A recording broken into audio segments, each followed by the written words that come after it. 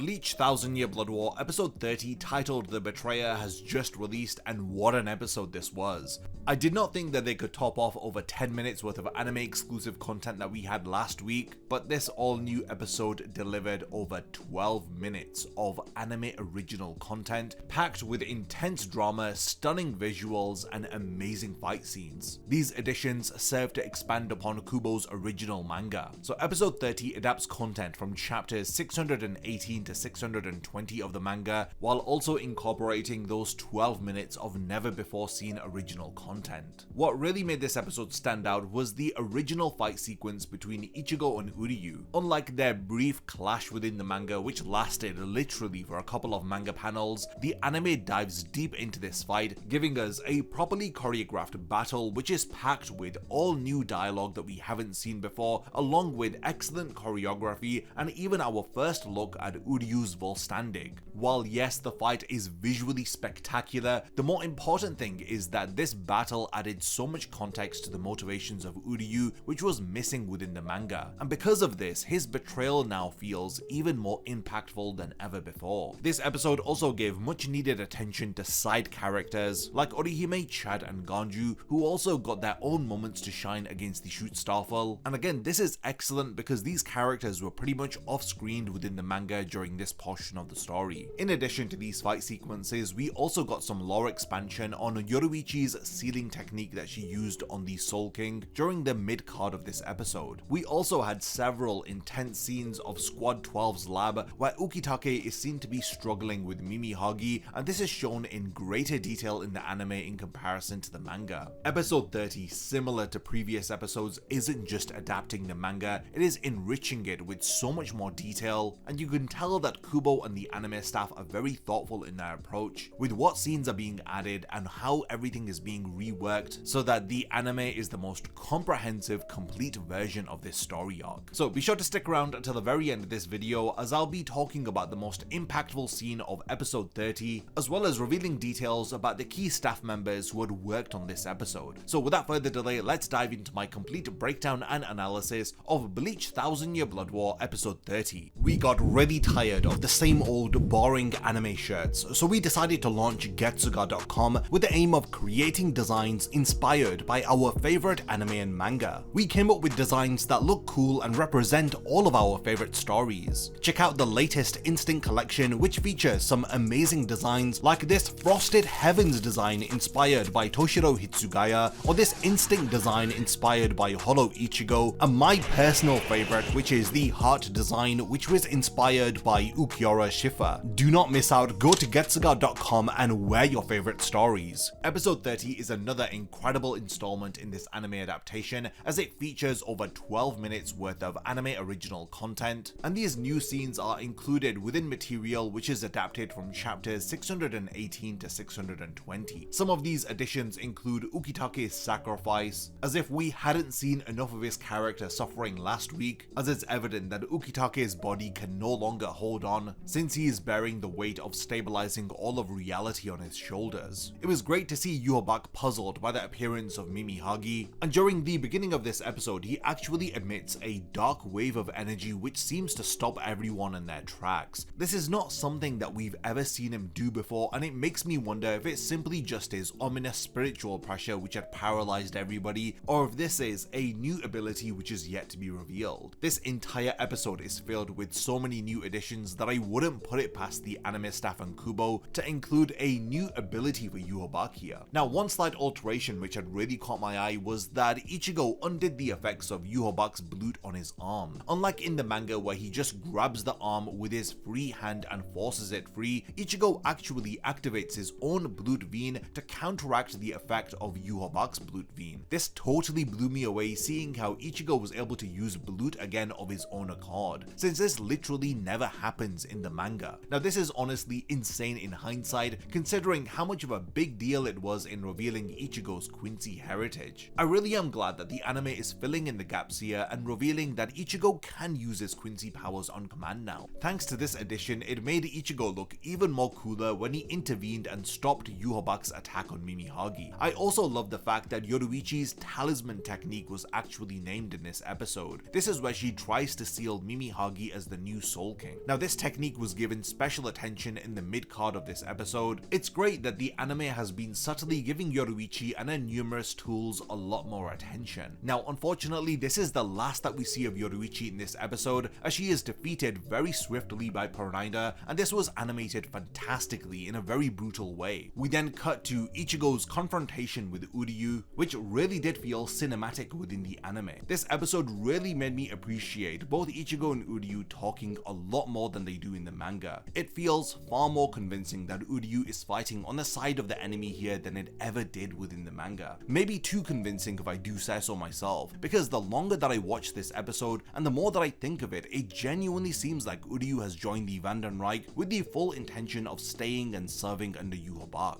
If you've been following my videos, then you know that I've commented on how URYU and Hashwald's relationship is far more cordial than what it was within the manga. In the manga there was a lot of animosity between these two characters, with Hashwald constantly suspecting URYU's motives. This episode really cemented the fact that URYU has actually gone over to the side of the Quincy, and it's heartbreaking to see Ichigo having to come to terms with this, but it's hard to be bogged down by emotion, especially when there are so many cool fight sequences here. I struggle to find where to begin because this anime original Ichigo vs URYU fight is a masterclass. The battle had some awesome choreography in the first section of the fight, and it proved to me that URYU is not useless in a close ranged fight. With or without his bow, he is able to fire off these Quincy arrows from his hands and his feet, and it's just incredible to see him battle Ichigo in close quarters combat. This early section of their battle also shows a massive level of technical combat, which is rare for Bleach. Speaking of great additions, URYU's reaction to seeing Ichigo use Blutveen to block his arrow was actually hilarious, and it's very likely that this is actually URYU finding out that Ichigo has Quincy powers, since Yhwach never told URYU the truth about Ichigo's ancestry. So URYU learning that Ichigo is a part Quincy really sets up for some great drama here. Imagine if this is what convinces URYU to turn against Yhwach. The fact that he sees Ichigo, who is a Quincy, deciding to fight against his own blood, it may just inspire URYU to do the same. A true highlight of this episode was URYU revealing his Volstandig, and this was a sight to behold. The entire design and aesthetic of his holy form is centered around the end of a arrow, and it works very effectively. He has this armor-like reishi around his wrists and both of his legs, and he has reishi in the shape of an arrow end over his heart. Now I wonder if what we are seeing here is URYU's base Volstandig without Scalaverai, because this could mean that URYU has a whole level of power above this one that we see during his fight with Ichigo. Imagine if he does have this enhanced version of his holy form, which would allow him to further tap into the abilities of the antithesis. This is definitely going to be something to look forward to in Core 4. Now, the end of the anime original fight between Ichigo vs URYU definitely caught me by surprise. Watching as Ichigo's lifeless body had fallen from the royal palace was a shocking experience. In the manga, it was actually Lil Barrow who had attacked Ichigo while he was falling, but I really do appreciate that the anime had given URYU the finishing blow, as this really cements his motives during this story arc, as it looks like he has turned his back on his old life. Now while Chad, Orihime and Ganju got some new scenes, ultimately it doesn't really change the outcome in the end. We didn't get to see Ganju defeat any of the Schutzstaffel. And no, despite all of you imagining Chad not losing, he did in fact lose here, as he was swatted away like a fly by Gerard as he crashes into Ganju and Orihime, and they presumably fall off of the royal palace. I guess it's nice that the anime did actually show this happening, because they were pretty much off-screened within the manga. Now what was really shocking was that at the end of this episode, during the post-credit scene, Yhwach had summoned a reishi sword, and he had cut down the crystalline structure that the Soul King was encased in. And we then had seen the two pieces of the Soul King's body floating in the air, as it seems like Yhwach wielded the power to destroy the seal of the Soul King thanks to the combined power of the Schutzstaffel. Following this, Yuha was then able to completely absorb Soul King Adonais, and at the very end of the episode we see Yhwach with those ominous eyes on his head as he has successfully completed absorbing the Soul King, revealing his ultimate Soul King absorbed form. In terms of animation, this episode completely knocks it out of the the ballpark, as most fans had come to expect after the revelation that the talented Zhengji Huang was going to be working on episode 30. He was credited as an animation director, and from what we know, he only takes on this role when his students are animating their own cuts, which would explain why there are so many fantastic cuts throughout the episode. But I'm getting ahead of myself because let's first talk about the storyboard. The storyboard for this episode was done by the absolute legend Yoichi Fujita, an animator who always does his absolute best no matter what project he is working on. His trademark fisheye lens shots were rather few in this episode though, but they were still present nonetheless. His use of wide layouts greatly strengthened how well characters move during action scenes, and the best example was those projectiles that URYU had fired at ICHIGO, which had followed ICHIGO around like homing missiles. Another plus about this episode is the strong list of key animators who had worked on it. I'm not exaggerating when I say that episode 30 had the best list of key animators that we've ever had on a single Bleach 1000 Year Blood War episode. It features Westerner freelancers like Dorian Colon, who is another fantastic talent known for his dynamic animation, and there's also industry legends like the seasoned veteran Suguyuki Kubo, who has been an animator longer than some of you have been alive. There were other great names like Takuya Tsunagawa, who is one of the aces of the Black Clover anime and an extremely talented animator who is known for his strong drawings and great corrections as an animation director. And then you have the insane powerhouse Yuki Sato, who has now become an in-house animator for Pyro Films, who animated the standout cut of today's episode. She really is a great talent, and I do hope that she stays with Bleach for as long as possible. All of these animators and many more that I couldn't mention had come together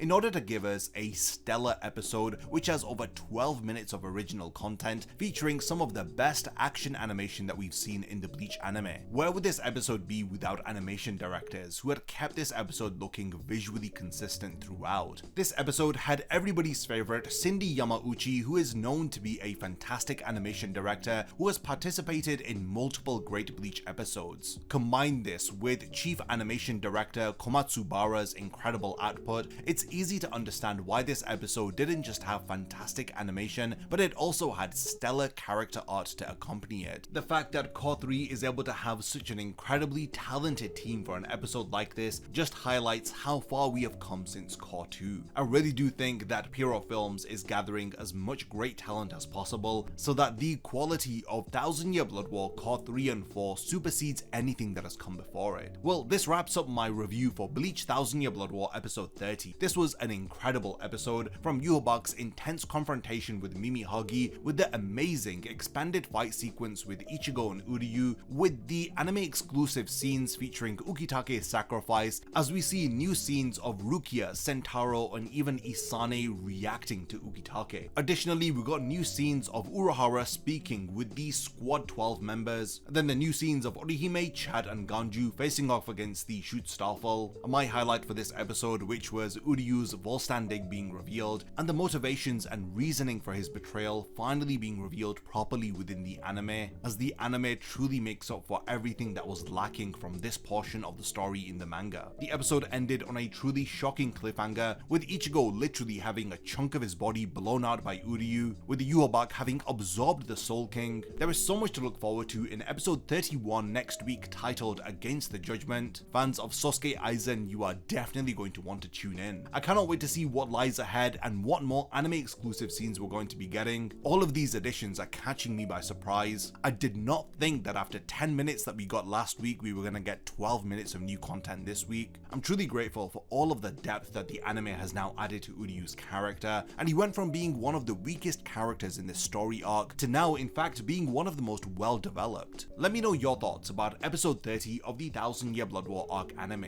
Were you as shocked as I was by all of these new scenes? How do you feel about the role of URYU's character now that it's been expanded upon within the anime? Do let me know by continuing the discussion in the comments. Now definitely stick around to the channel because I'll be back tomorrow with a complete detailed manga versus anime comparison of this week's episode. There is a lot to cover because a lot of manga material has been restructured, so you don't want to miss my video breaking it all down. And lastly, thank you for making it to the end of this video, and I cannot wait to see you tomorrow for my complete manga versus anime breakdown video. A massive thank you goes out to all of my amazing Patreon supporters for helping to make this video video possible. If you also want to support the channel and see your name in the end of my videos, then check out my Patreon, which has loads of perks like early video access and so much more. Thank you for sticking around till the end of the video, and whatever you contribute will mean a lot to me.